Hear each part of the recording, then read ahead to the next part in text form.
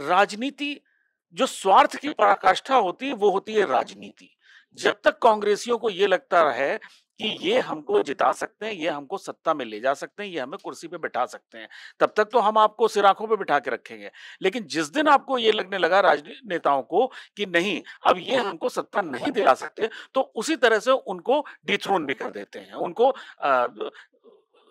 किनारे भी कर देते हैं। तो इस चीज को आप ये मान के चलिए कि मुझे नहीं लगता है कि 2029 के चुनाव में हम लोग नेहरू गांधी फैमिली की बात कर रहे होंगे। अच्छा, और ये ऐसा नहीं, ये मेरा ही आकलन है, ये शुरुआत से अगर आप 2014 से जिस तरह से नरेंद्र मोदी जी जब राष्ट्रीय राजनीति में आए, तो उनका जिस तरह से स्टैंड रहा है कि नेहरू गांधी जो स्मृति ईरानी जी अमेठी भेजी गई, वो इस स्ट्रैटेजी का पार्ट था कि नेहरू गांधी फैमिली को राजनीति से साइडलाइन करना है। एक तरह से देखा जाए तो वो लोग ऑलमोस्ट साइडलाइन है, बस ये आखिरी उनका टेस्ट है कि इसमें अगर वो पास हो जाते हैं तो शायद उनको आगे कुछ, जिसकी उम्मीद बहुत कम है। देखिए, सारे हमारे सहयोगी कह रहे हैं कि कांटे की टक्कर है रायबरेली में, या राहुल गांधी का पलड़ा भारी है। लेकिन अगर आप देखिए, डेटा जो होता है, जो अंक होते हैं, वो बहुत कुछ बोलते हैं। आप चाहे 2014 का चुनाव लीजिए, 2019 का चुनाव लीजिए, बीजेपी का वोट वहां 14 में 17% बढ़ा, कांग्रेस का 8.5% कम हुआ। 19 में बीजेपी का 17% बढ़ा, कांग्रेस का 8% कम हुआ। अगर इसमें आधा भी कि 10% बढ़ जाए और उनका 4% घट जाए, तो भी बाजी पलट सकती है। तो ये चीज कांग्रेस भी समझ रही है, ऐसा नहीं है नहीं समझ रही है।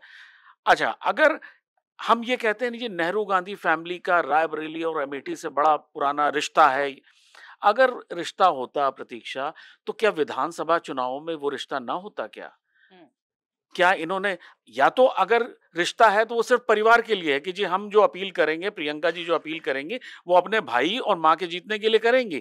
वहां जो बाकी उनके कैंडिडेट्स विधानसभा चुनाव में खड़े हो रहे हैं, उनके लिए वो अपने रिश्ते को इनकैश नहीं करेंगी, वो सिर्फ और सिर्फ अपने परिवार के लिए रिश्ते का दुहाई देंगी। ये तो गलत बात है ना। अगर आपका ये रिश्ता है, आप मानती हैं, तो सभी कैंडिडेट्स के लिए होना चाहिए। अगर पार्टी को आप अपनी समझती हैं, अपने घर की पार्टी जो समझती हैं, तो अगर ऐसा है तो क्यों नहीं जो है अपने बाकी विधानसभा कैंडिडेट्स के लिए उन्होंने अपने परिवार का जो है दुहाई दे के और अपने रिश्ते बता के उनसे सीट मांगी, वोट मांगे। तो कहीं ना कहीं ये आप मान के चलिए कि इनको ये पता है कि सीट खतरे में है। अच्छा, एक चीज और भी प्रतीक्षा मैं बोलना चाहूंगा कि इस पार्टी में कहीं कोई जो राजनीतिक समझ, वो बहुत अभाव है। अगर सोनिया गांधी जी को एक्टिव पॉलिटिक्स से संन्यास लेना था, तो जो सक्सेशन था, जो अपना उत्तराधिकारी नियुक्त करना था, वो क्या 1 साल पहले से नहीं होना चाहिए था? धीरे धीरे उसका जो है उसको उत्तराधिकारी नियुक्त, चाहे वो प्रियंका को करना चाहती, प्रियंका को करती, राहुल जी को ही वो करना चाहती थी, तो वो करना चाहिए था। अब आपने जिस दिन नामांकन होना है, उस दिन सुबह 8 बजे, 8:30 बजे आप कैंडिडेट का चुनाव कर रहे हैं, तो क्या वहां के लोगों को नहीं लग रहा है कि आपने हमको क्या फॉर ग्रांटेड ले लिया? हमको आपने बस ऐसे ही समझ लिया कि जहां आप कहेंगे वहां पे हम वोट डाल देंगे। और जो परिवार की सीट हम जिसे मानते आ रहे हैं, हर 5 साल बाद जो वोटर है उसका अपना बुद्धि का विकास होता है। अब जो वो कॉलोनियल माइंडसेट था उससे लोग निकल रहे हैं। इस तरह से अपनी पिताजी की या अपनी दादी जी की या अपने परदादा जी की एकदम वो मान के चलना कहीं ना कहीं अब भारतीय राजनीति में इस हद तक एक्सेप्टेड नहीं है। और यूथ भी चेंज हो रहे हैं, युवा वोटर भी आ रहे हैं, तो उनके भी चेंज हो। ठीक है, मैं फिर से आऊंगी आपके पास। जो आपने युवा वोटर की बात करी है ना, उसमें मैं एक चीज ऐड करूंगा।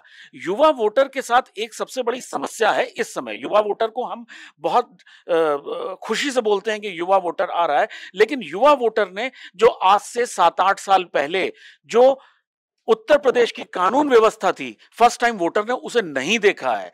तो वो रैलियों में जिस उत्साह से आ रहा है, या उत्साह से उसको अखिलेश जी और राहुल जी बता रहे हैं, वो उस युवा ने वो कानून व्यवस्था, वो जंगल राज नहीं देखा है। अगर आप ये वीडियो YouTube पर देख रहे हैं तो हमारे चैनल को सब्सक्राइब करें और बेल आइकन को दबाना ना भूलें। अगर आप Facebook पर ये वीडियो देख रहे हैं तो हमारे पेज को लाइक करें।